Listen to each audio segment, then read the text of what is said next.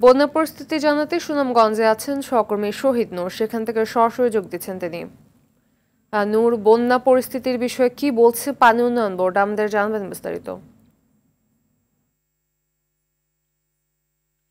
ফাতিমা, দেখুন, সুনামগঞ্জে কিন্তু গেল রাতে বৃষ্টিপাত একেবারে কম হয়েছে, মাত্র 25 মিলিমিটার বৃষ্টিপাত হয়েছে, পানি উন্নয়ন বোর্ড যেমনটা জানিয়েছে। তবে সকাল থেকে আবারও বৃষ্টিপাত শুরু হয়েছে, দেখতেই পাচ্ছেন। আমি এখন বৃষ্টির মধ্যে আপনাদেরকে সর্বশেষ পরিস্থিতি জানাচ্ছি।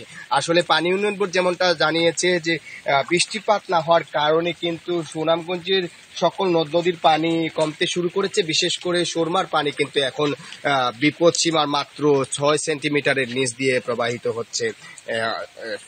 নগদের কাছে সব গ্রাহকই প্রিয়, তাই তো সারা দেশে ক্যাশ আউট চার্জ সবচেয়ে কম।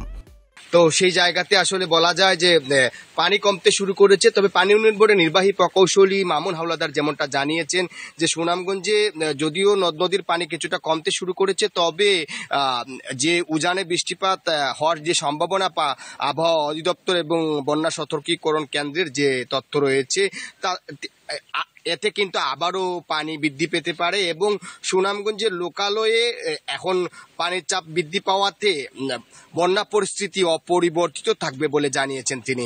আসলে এই যে টানা অনেকদিন যাবৎ মানুষ পানিবন্দী অবস্থায় আছেন, বিশেষ করে দ্বিতীয় দফায় সুনামগঞ্জে কিন্তু সুনামগঞ্জ সদর, তাহিরপুর, বিশম্বরপুর, শান্তিগঞ্জ এবং দোয়ারা সাতকে কিন্তু প্রায় 6 উপজেলার মানুষ পানিবন্দী রয়েছেন। এতে নতুন করে আসলে ওই এলাকাতে বন্যা পরিস্থিতি দেখা দেওয়ার কারণে মানুষ চরম দুর্ভোগের মধ্যে আছেন। রাস্তাঘাটে পানি থাকার কারণে মানুষ বিশেষ করে ঘর থেকে বের হতে পারছেন না। অনেকেই যারা বাড়ি ফিরেছিলেন আশ্রয় কেন্দ্র থেকে নতুন করে আবার আশ্রয় কেন্দ্রে যাচ্ছেন। জেলা প্রশাসন থেকে যেমনটা জানানো হয়েছে, তারা আসলে যথেষ্ট পরিমাণ প্রস্তুতি গ্রহণ করেছেন। যদি এর চেয়ে খারাপ অবস্থা হয় তাহলে ত্রাণ মজুদ রাখা হয়েছে এবং উদ্ধার তৎপরতার পাশাপাশি ত্রাণ কার্যক্রম আরো জোরদার করা হবে বলে জানিয়েছেন জেলা প্রশাসক রাশেদ ইকবাল চৌধুরী।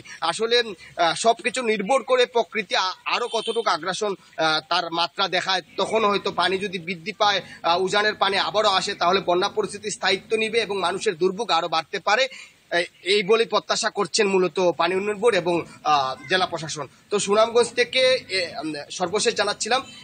এই ছিল মূলত ফাতিমা। ধন্যবাদ।